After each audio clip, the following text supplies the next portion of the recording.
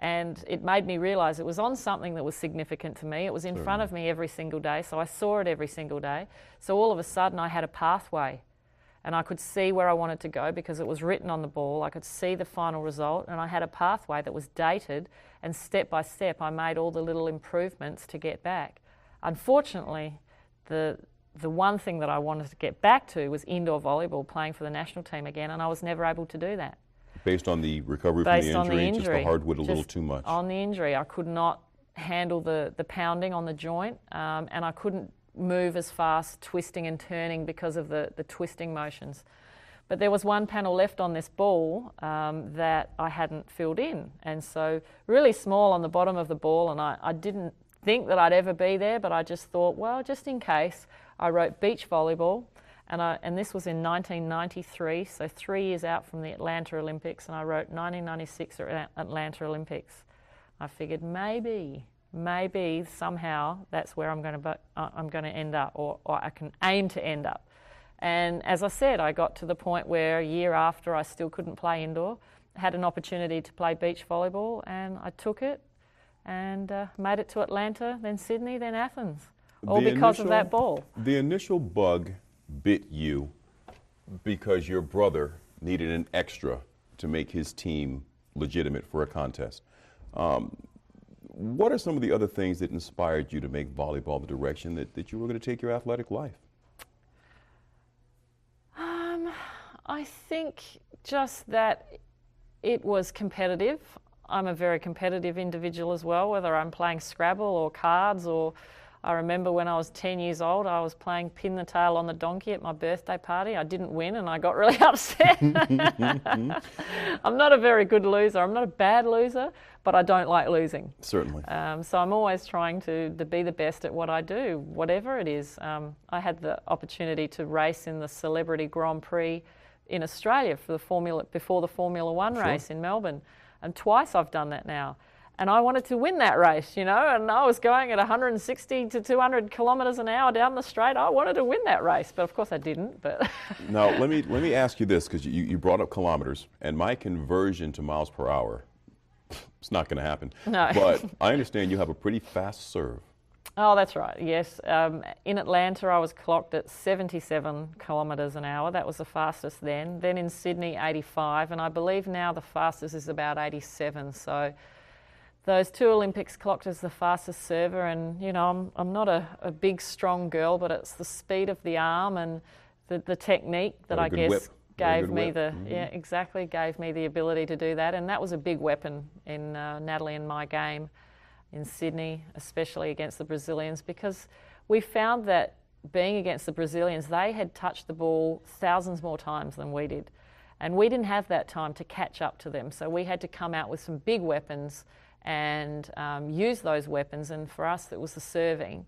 And also another big weapon we believe was our mind, because we had pure and utter belief that there was no way we were going to lose that game. We'd only beaten them once in 17 times leading into the Olympics, and they'd won absolutely everything leading up to that, and on paper they were the team that was going to win, but nobody saw our bit of paper. Our bit of paper said, semi-final, final, win, go and do this, get the medal round the neck, do the drug tests, go and have all the media interviews and then celebrate. We wrote it all out from the start. So we did probably just as much preparation off the sand mentally that we did on the sand. And by the time we got to that Olympic match, there was no way we were going to lose it. We had pure and utter belief that we were going to win that game. So by the time we stepped onto the sand, there was no pressure on us, because we just expected that was just what was going to happen. So we relaxed, and we played the best volleyball we played in our life. The Brazilians tightened up because they were like, what's this team doing? They're so good all of a sudden. Well, although we'd always been up the top with them, but never quite beaten them as many times as they'd beaten us. But they tightened up, we relaxed, and game over. Now see, everything that you shared there, I mean, it's opened a dozen questions. I'm not going to be able to get them all in. I talked to competitors and I asked them about fears that they had to overcome, to be able to succeed in competition. And I realized that the Brazilians were a stumbling block for you and your partner. Big one. But at the same time, having to get over injury just to get back on the court. So I don't know if I was to ask you the question about fears you had to overcome, if it was getting back from injury, or if it was just being able to be mentally strong enough to get away from what you thought would be a dominant competitor in the Brazilians. Or maybe there's another story out there. Yeah, well, the Brazilians definitely, the fear of beating the Brazilians and sometimes the Americans. Brazilians and Americans were always the two biggest teams and still are the two best countries, I believe, in beach volleyball. And every other country occasionally has their little spike and they can get up there, and we had that as well. So for us it was the fear of, are we good enough? How can we do this? How can we win? Also being the fear of, once we've finished the Olympics, did we do our best? Looking back over the preparation that we'd done, had we done everything that we could have done? Did we have the best coach? Did we have the best success coach, which is a person that helped us with what we were thinking? Did we have the best physical conditioning coach? You know, did we have the best training preparation? So we spent a lot of time, and that was a fear that always worried me, that we were, you know, should we be doing something a little bit different? So for us, the mental part was so important, because we really had to overcome the fact that we could do it. So how we sort of said, well, how are we going to do that? We had to realise that we could continually push our limits no matter what the situation. Obviously we couldn't totally replicate the Olympics. We didn't know what it was going to feel like when we were there in our own country in front of 10,000 of mainly Australian cheering fans, which was also a fear, because before we'd never played in front of big Australian crowds. It had always been big Brazilian or American crowds. So the thing that we did was get ourselves to the point where we could believe that we could overcome anything that was thrown at us, basically. So, and we did that with a few crazy things like walking on hot coals and walking on broken glass and... No, help me. No. So that's not a smoke and mirrors trick. You can truly walk on coal. Of course. And you can truly walk on, and you walk away with what? Nothing. You walk away with exhilaration of the fact that before you did it, you believed there was no way you could do that. You would burn your feet or you would cut your feet on the glass. You do it in a controlled situation. Don't do this at home.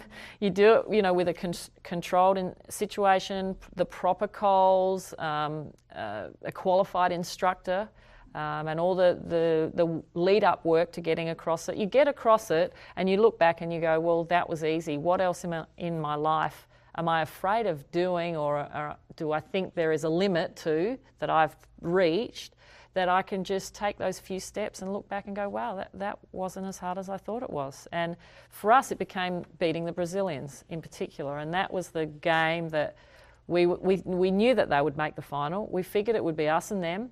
That's what we planned on. And they were the ones that we had to believe by the time we got there, without a doubt, that we were going to beat. We could not have one single doubt at that moment, because there were too many other pressures and distractions. It was the Olympic Games. The words that you share, very motivating. I got just a little time left, but it would be wrong of me not to ask you, as an enshrinee into the Volleyball Hall of Fame, how does it feel? What does it mean? It's very hard. It's very difficult to put in a few words.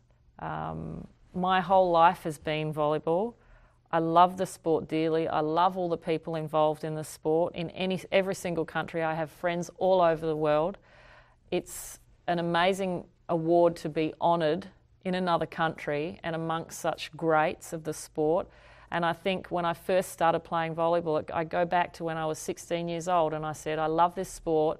I want to be the best at this sport in my state, in my club, in my state, in my country, and in the world. I want to be the best. And I slowly was able to tick those off as I went along the way. So I guess winning this award, or being given the honour of becoming a Hall of Famer, has really sort of been the cherry on top for me.